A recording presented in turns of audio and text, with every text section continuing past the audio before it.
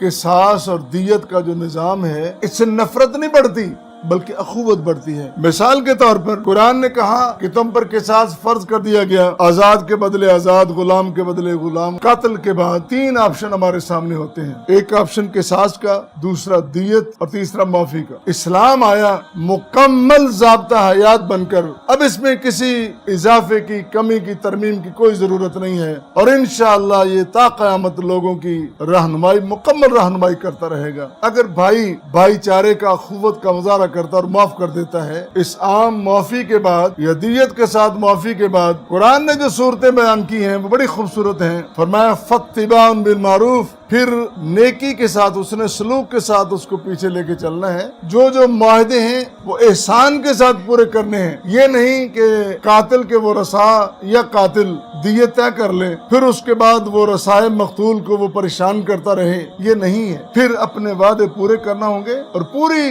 اخلاص نیت کے ساتھ پورے کرنا ہوں گے۔ اللہ نے جو تمہارے لیے آسانی پیدا کی ہے، ایک مشکل کو آسان کر دیا، اس میں تخفیف پیدا کر دی، وہ رحمہ اور اللہ کی رحمت ہے۔ تم غلطیاں کرتے ہو، تم سے غلطیاں سرزد ہوتی ہیں، لیکن اللہ اپنے کرم کے ساتھ، اپنی رحمت کے ساتھ اور اپنی عطا کے ساتھ اپنے بندوں میں جو معاملے کرتا ہے، بہترین وہ معاملے ہوتے ہیں، یہ اس کی محبت کے معاملے ہیں۔